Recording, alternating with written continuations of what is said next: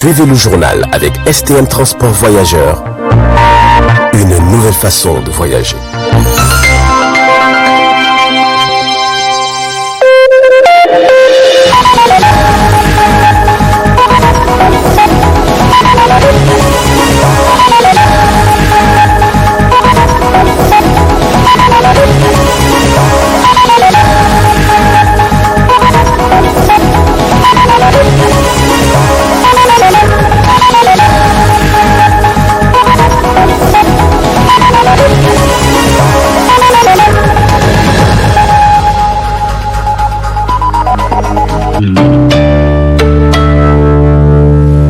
Bonsoir à tous et bienvenue à ce journal du soir. La campagne agricole de cette année a enregistré de fortes précipitations. Ce matin, une de nos équipes s'est rendue dans certains quartiers périphériques de la capitale pour constater de visu l'état de la campagne 2020-2021. Le reportage. La campagne agricole se déroule normalement sur toute l'étendue du territoire national, vu les fortes précipitations enregistrées dans certaines localités du pays, en dépit des aléas climatiques qui ont impacté plusieurs zones de production agricole. C'est la période de récolte des milles, des niébés, de maïs et d'arachides, d'autre part. Ce matin, nous nous sommes rendus au quartier Niamey 2000, dans le 4e arrondissement, afin de constater de visu la situation. Pour ce petit producteur rencontré, celui-ci s'est dit très satisfait de cette campagne agricole 2020. Alhamdulillah, damana ta yi kyau wallahi. Hatsi sun yi kyau, wake ya kyau, ko ni kasa dai bana alhamdulillah ya yi kyau. Yanzu nan ni na girma da ni 25. Ba da yawa bace gode kaɗan ce. Ka san ko abin ya albarka ko to ma dalla. An girma da ni 20 da wani abu dan abu kai biyu. Ba sai a ci an gode ma Allah ba. Waken da na samu ka gani ko Allah tana sako biyu to ga hatsi ga wake kar ma mai an ka buge su ma kai gida haka kai unhan da su ko ai abin yake ko bana tahi bara ko ba suka ba idan abin da an kai bana ba a yi shi bara ba ko alama ba a ba da ƙarfi ga aikin gona ka ga yanzu yara ba su aikin gona tsohi na kai yanzu ba ka ishe ni wani tsoho ne ka ishe yaro ko gona ta haddani to ba su yi sai da zo su ta zaman banza zaman yin buyohi zaman kashe wando zaman shashayi in una ta kawo da ta burgusa aikin da aka kire yanzu cikin yamai ba su aiki kwata-kwata ka ga na kawai sun yi gudu sun buru uwayensu su a ce suna wahala sun zaka nan kun ba su yi sun shi a tayi daban danci na banza da na iska inda suna kamawa ai da alhamdulillah ana yunwa ba an yunwa ko an yi ta ba haka nan ba to ba su kamawa tsoho da ya shekara 30 shekara 60 shekara 70 80 ni da gyara ya duk sun yi gudu sun tawo su. Il faut noter que les agriculteurs ont beaucoup profité de ces pluies enregistrées qui ont permis aux petits et grands producteurs de se frotter les mains malgré les difficultés connues par ces derniers dans les années antérieures. Cependant, les autorités en charge du secteur agricole devraient accompagner ces petits producteurs pour mener à bien leurs activités agricoles dans leurs localités respectives. C'était donc le reportage signé Alou Maman Sani. Ibrahim Kantama. Justement, cette campagne agricole de cette année a également engendré beaucoup de dégâts, notamment au niveau des sites, au niveau des rizières. C'est ainsi que dans le cadre de sa tournée sur les sites de certaines rizières inondées, la Fédération des unions des coopératives des producteurs de riz, FICOPRI, s'est rendue à Ndunga 2 et 3. Je vous propose de suivre la visite de ces deux étapes en images avec Ralia Sami et Abdelmoumouni Abdraman. Les 9e et 10e étapes de la tournée de visite de la FICOPRI sur les différents sites des rizières inondées ont constitué Ndunga 2 et 3. Pour la 9e étape, c'est-à-dire Ndunga 2, le constat est le même qu'aux étapes précédentes. Haro manti rugabumbo hinagana kai an farainwa haro ana kware kayango rugai da isa gamara ibobo aniwa ana fugo bazeri zama kwar fugo na kan igine moli sorkai do yan da gungu bonjara illa sa moli sorkai do e isin da fari isin da pala isin da fu isin da ginai kadai borai kan sintin fatan da hinai kanyan dugin ga ginai jirai ka tarai hala haro to fuiga dan ga yoga badai faraidi ha me hay kulman fatise ndungu de na hanse amberi amma hanse ngodai kai kyo borai nongoyan gazayante ise zama nongoyan gona kan farairano haro ganan da borai su bai sa ku yanda ko sarai nongoyan mo digga bumbo meno haroto a barabo dilla sabu digga bero kan borai humburguno nan kan mina tengo irgila sabu har kan kaga da ruwa ga sande to irla sabi mi digga ku te wodin kine amango borai sai mi te wodin kine to sa de pan digga kayan nongai kayina gumo kayan mante sarzuberi ibonna karo nongo mo digga idin me da zani bai nongo digga man to kalnan kan me haroga ka to nan kan me haroga do daga kayo ameni gayi a kindi kaina to zano din mun ba bisa ga furfarera farera dai no a gana ayi karo digga bon ko yana ga bisa wallahi ke yan kirgi to nan dai lokaci kan kini ne ga ga kampanyo hin ka borai mandan ina ruga hanse ngo gabo ban borai duga dan kampanyo hin ka da za hara ai funi ne da yanwa an haregar an borenga da garau dole waro kan ni dudin kalma jara ne raga ko ban bora kan ni garau ni duga di mo sai mun wajara dilla sabu dai borai hankancin di sai mun waga ban bumbo ka dai ina ko ne dai borengo na ku sise borengo gone dai farai sara ipalai sara waro kan gi sai mu yen wayi gogor gi ta jobatu ngano haro kaga hasaro te borai sai.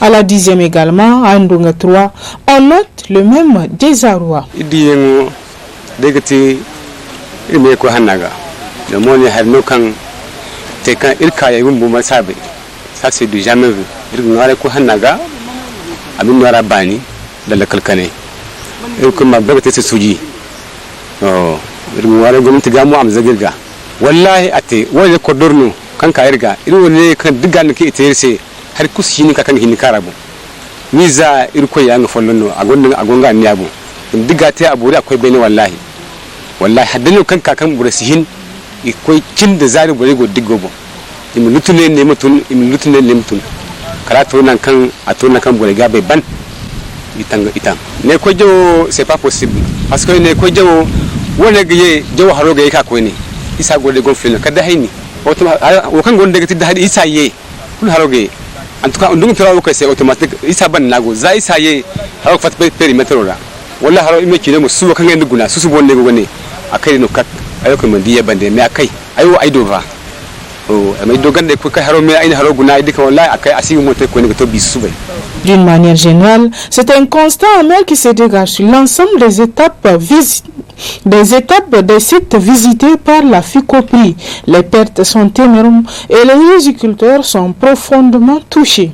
Espérons juste un lendemain meilleur pour l'ensemble des victimes de ces inondations et pour les riziculteurs en particulier. Le Niger a célébré hier 5 octobre 2020 la journée mondiale de l'enseignant. Dans le cadre donc de cette célébration, le groupe de presse Tambara s'est intéressé au rôle et au statut de l'enseignant dans notre société. Suivez plutôt. Depuis 1994, le 5 octobre de chaque année est dédié à l'enseignement de par le monde. Cette journée permet de réfléchir sur la fonction enseignante et trouver des solutions aux différents maux dont souffre la dite fonction. Cette année 2020, cette journée a été célébrée ici au Niger par l'International de l'éducation sous un thème qui, selon certains acteurs du domaine, ne cadre pas avec la situation actuelle de l'enseignant au Niger. Une journée du 5 octobre où, sur le plan mondial, les enseignants se donnent la latitude de parler de leur existence. Ils se donnent la latitude de discuter de ce qui va et de ce qui ne va pas de l'exercice de leur fonction. Je pense que de plus en plus, on constate que même les syndicats du secteur de l'éducation, qui ont célébré ça autour du cadre ISNI là, ils se renferment beaucoup plus sur un truc de formalisme international où on parle d'enseignants leaders en termes de crise, en termes de ceci ou de cela. Or, chaque pays qui doit célébrer cette journée de l'enseignant doit la contextualiser en fonction de qui est l'enseignant à la date du 5 octobre 2020 au Niger. C'est cet enseignant méprisé, c'est cet enseignant qu'on n'écoute pas, c'est cet enseignant qui a des problèmes d'avancement automatique et au choix, C'est cet enseignant qui, même si on l'utilise pour parier au plus pressé sur l'affaire de Covid, on détourne son argent. C'est cet enseignant qui a, bref, toutes les difficultés à exister en tant qu'enseignant, en tant que quelqu'un qui doit véhiculer le savoir. Voilà le sens de la journée. Et non se conformer dans un formalisme international où ce qu'on va parler au Pérou, ou en Côte d'Ivoire, ou aux États-Unis pour la même journée, doit être différent quand même de ce qu'on doit dire au Niger. L'enseignement avait jadis un statut honorable. Il était vivement apprécié par les populations. Mais de nos jours, d'une manière générale, c'est l'enseignement même qui perd ses lettres de noblesse, du fait notamment de sa négligence par les décideurs. Vous avez constaté depuis un certain nombre d'années, c'est même tout le système éducatif qui est laissé à la traîne. Le système éducatif est un tout. On parle d'holistique, c'est-à-dire qui prend en compte toutes les composantes. Et vous avez entendu les gens dire facilement, il n'y a aucun développement sans école, sans éducation. Ça, c'est dans la théorie. Mais dans les faits, quand on constate dans nos pays africains, particulièrement au Niger, aujourd'hui, est-ce que l'école est considérée comme un levier de développement? Non. Au contraire, dans la vision politique actuelle, c'est les infrastructures, c'est les hôtels, c'est les routes qui sont considérées comme facteurs de développement. Et c'est dans ce sens qu'on investit. Parce que quand on dit levier de développement, on doit constater l'investissement dans ce secteur pour qu'il booste ce développement lui-même. Aujourd'hui, vous avez des difficultés à comprendre l'évolution du système en tant que tel. Plus on avance, plus les choses se dégradent.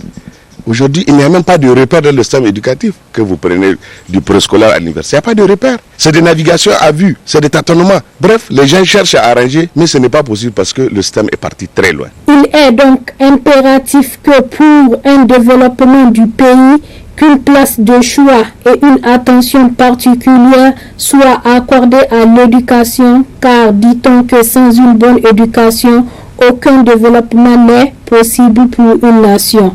Si la journée du 5 octobre célèbre l'enseignant, elle doit être mise à profit pour une réflexion approfondie sur les conditions de vie et de travail de l'enseignant. C'était donc le reportage signé notre stagiaire Assia Diallo sur les images de Kantama Ibrahim. Cela dit, parlons politique à présent. Avant l'ouverture officielle de la campagne pour les élections générales dans notre pays, certains candidats, comme vous l'avez constaté, sont déjà en tournée de proximité. Alors, comment cadrer certaines sorties de ces hommes politiques? Élément de réponse dans ce reportage signé Alou Mohamed Sani Ibrahim Kantama. Le Niger s'apprête à organiser des élections générales, des élections locales, législatives et présidentielles dans quelques mois. Dès lors, la Commission électorale nationale indépendante CENI a pris des dispositions nécessaires pour des élections libres et transparentes. Plusieurs candidats déjà investis pour les élections présidentielles à venir. D'ores et déjà, ces derniers ont décidé d'aller à la rencontre de leurs militants avant l'ouverture officielle de la campagne proprement dite. Nassir Sedou, président de la Voix sans voix, celui-ci est revenu sur le comportement de certains candidats aux élections présidentielles, malgré que les collèges électoraux ont été convoqués. Ils vont vous dire nous sommes en période préélectorale, la pré-campagne, mais ça n'existe pas, c'est pas vrai. Il y a une campagne qui est ouverte officiellement. Quand on a convoqué les collèges électoraux, vous avez entendu, on dit la campagne est ouverte à partir de telle date. Mais maintenant, c'est des subterfuges que les gens utilisent, que la CENI ou les institutions qui sont censées réguler, telles que le CSC, doivent interdire. Mais c'est parce que ces institutions ne sont pas totalement indépendantes, elles ne le sont même pas, elles sont soumises à des dictats des partis politiques. C'est pourquoi vous constatez, Bazoum se promène, Hama se promène, Mama Ousmane se promène, bref, tout le monde se promène parce que les gens ne veulent pas respecter la loi. Et s'il y a respect de la loi, ça là, ce n'est pas autorisé. C'est des situations qui de plus en plus, comme vous constatez, les gens mettent à l'écart la loi, ils se comportent comme ils veulent, et puis bon, on va demander aux citoyens de respecter la loi. Maintenant, les conséquences, faisons avec. Ils sont en train de faire. Ça a des conséquences énormes. Regardez rien que les discours qui sont en train d'être tenus. Des discours haineux. Or, la démocratie qu'on l'a amenée, c'est un système politique qui prône les valeurs, qui prône les programmes contre programmes, tels que les gens disent, qui prône l'efficacité de la mise en œuvre de la gouvernance contre la gouvernance. Pour le directeur des publications du Niger Inter, Alain Suleiman Mahamoudi, appelle les institutions et les organisations en charge de la régulation et autorégulation de bien cadrer la diffusion de certaines sorties médiatiques de ces hommes politiques. Faisons attention, bientôt vous allez voir que des médias vont occuper des sanctions au niveau du CSC. Ce qui peut se dire dans un meeting, peut-être dans une localité, faisons attention, il faut respecter l'éthique et la déontologie. Il faut savoir traiter l'information, parce que tout propos qui est de nature à diviser la population, tout ce qui peut porter atteinte à l'unité nationale, en tout cas, ne peut pas être passé comme élément de propagande à travers un média. Tout média qui le fait s'expose en tout cas à des sanctions au niveau de l'organe de régulation. Il y a aussi le numéro de l'organe d'autorégulation. Récemment, j'ai vu, ils ont fait une sorte de monitoring. En tout cas, ils ont indexé deux personnalités politiques.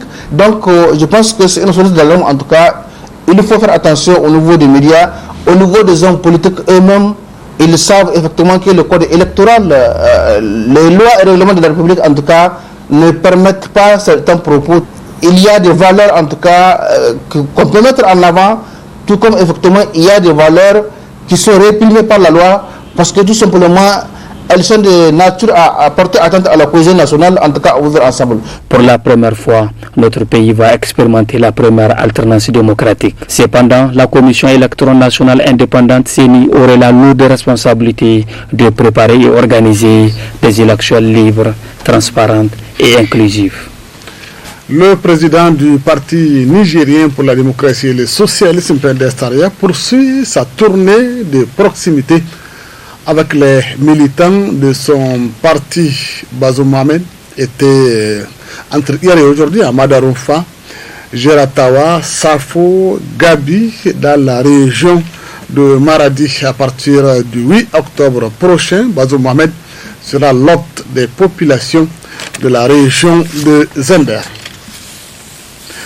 Et c'est avec ces images de la tournée de proximité du président du PNDS Taraya que se referme ce journal. Merci de nous rester fidèles. D'autres informations sur notre site web www.tambara.net et sur YouTube. Excellente fin de soirée à tous.